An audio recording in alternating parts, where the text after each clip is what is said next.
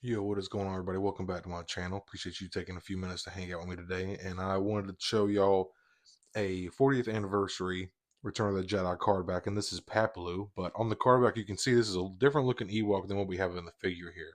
So, what's going on here is this is actually Paploo, the named Ewok. And this one on card is actually named Roma or Roomba. And so, the significance behind this is just one of those Kenner mistakes back in the day. I believe this figure came out in 1984, year after Return of the Jedi, the original Kenner version of this figure. Um,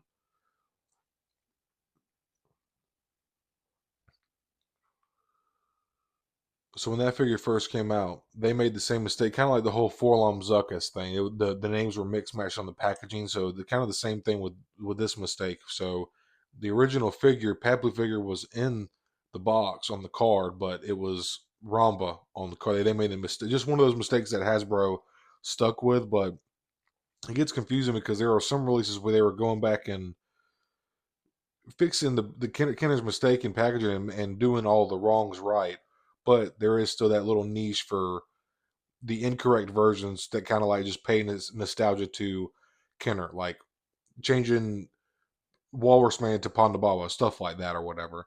But super excited to have this version of this Ewok.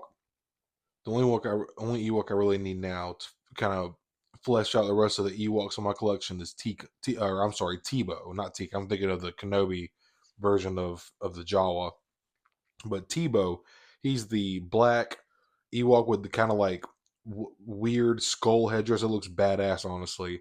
But let me go ahead and crack this thing open. Let's take a closer look at this thing. Starting off here with accessories like always. Here is the spear that comes with Paploo here. Got some nice kind of like grayish brown paint and some nice brown paint right here on the, just to imitate some kind of fur of some animal. So that is pretty cool. The one and only accessory that comes with them. And then getting on to Paploo here. Really fantastic looking sculpture. There's some nice paint. So first off, I'm just going to show you all the articulation and I'll show you all the paint and the sculpt itself. But this whole piece right here is an overlay that goes over. I actually really like this sculpt for this Ewok. So arms go about right there. You could probably get a little bit further if you wanted to ride this up, but then you start to risk pushing this little hood piece up here. But decent, not a whole lot of shoulder mobility just due to this overlay here. And there is some hinges here. I'm trying to get well below 90 at the elbow here, right at 90. I could probably get a smidgen more. Yeah, a little bit below 90 right there. There is, trying to see what's, looks like a vertical hinge on the wrist. I'm not too sure. Trying to take a closer look here. It's hard to see. Okay, no, I think this is a horizontal hinge here on the right hand, and then probably a horizontal hinge here on the left hand as well. It is. So that's pretty cool. Arms are capable of spinning 360 degrees. You're just going to get some, this hood inhibits your articulation out of the arms here. There's also some rotation at the waist here, or the abdomen, whatever you'd like to say. Feet can kick out. He can kick out kind of in front of him, not very great. A little bit of kickback on this figure, and then getting to these knees. Let's see what he can get through. Not too crazy, but that's a maybe close to 90, not right at 90, but close enough. But the sculpt with this just looks really nice, to be honest. There is a there are some hinges here at the feet as well, and they're all got some slight rockers on there. You're not going to get a whole lot of range out of the rockers just because of the way that the sculpt butts up against each other with all this fur. But so there's a good look at the figure itself. But just showing y'all, wanted to show you an up close look. You can see some nice dry brushing of some lighter brown over the darker brown of his hair here, his fur. Really nice sculpt work here. I like this a lot. Got some brown paint on his little blade here, his knife. Also very clean paint here on his hood. The feather looks awesome as well. This looks great, man. Looks awesome. Try to get that focusing a little bit better for you if I can. But yeah, just awesome paint, very clean. His little, look at those little ears sticking out. Yeah, pretty solid sculpt though. Not too much to go over. This is a small figure. But Ewoks, this is something that I will pay. I don't want to pay $24.99 for a third or half of a figure. But this being an OT Alien, I just it's a little bit easier. But I did score him for like he was on Amazon for like on sale for $13 a few months back, so I had to snag him when I seen him then. But definitely happy to have another version of an Ewok. It's nice to flesh out the Return of the Jedi area of the shelf, especially the indoor section. So this is pretty awesome, man. And starting us off with side-by-side comparisons, you can see Wicket here on the right, and he's a significantly smaller Ewok than the rest of them. If you notice in the movie, a lot of the other Ewoks pretty much tower over him, or every single one is taller. So, but as far as scale goes for the movie, this looks pretty accurate to my mind's memory. More side-by-side comparisons here coming at you, and here on the left, obviously, is Ewok Village Princess Leia. Not a very well liked figure in the community, but I actually kind of like this figure, to be honest with you. A little bit of a hot take. And then here on the right is the deluxe, so quote unquote deluxe Rebel Indoor Trooper. I actually really like this figure. I don't agree with the deluxe price, but I really do enjoy this figure. And now standing, of course, the most iconic dynamic duo that ever was, ever will be. Here on the left is the Archive C-3PO, and on the right is the brand new 2023 upscaled R2-D2. And I know technically we never see Gamorrean guards on screen at the same time with Ewoks, but it's still cool to show the side by side comparisons. But here on the right is another absolutely banger of a Black Series figure, probably one of the top 10 or top 15 in the line. This is the Gamorrean guard. And on the left, obviously, as you can see, is the Return of the Jedi 40th anniversary Luke Skywalker.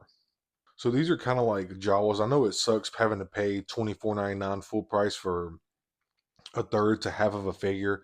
But as far as the OT goes, I just don't mind doing it. But me coming to the collection a little bit later, I was not collecting in 2020, and that was when this figure was first released. It was actually released in a multi pack in October of 2020. There was a Hasbro Pulse exclusive, and it also came with Han Solo, Princess Leia, and Luke Skywalker. And it was kind of like a build up indoor pack, and the way that it opened up, it was really cool. Um, you had Paploo on the speeder bike. You had Luke Skywalker and Leia on the speeder bike. I forget what all the set came with, but I do know it was a pretty cool, like, it kind of opened up. It had a really nice packaging, big old box. It was really badass. But I was not collecting at that time. I didn't start collecting until August of 2022. So like I said, before my time, but they did end up releasing this um, again later on in 2023 on the single card that I just showed you at the beginning of this review for the 40th anniversary of Return of the Jedi, 1983, of course.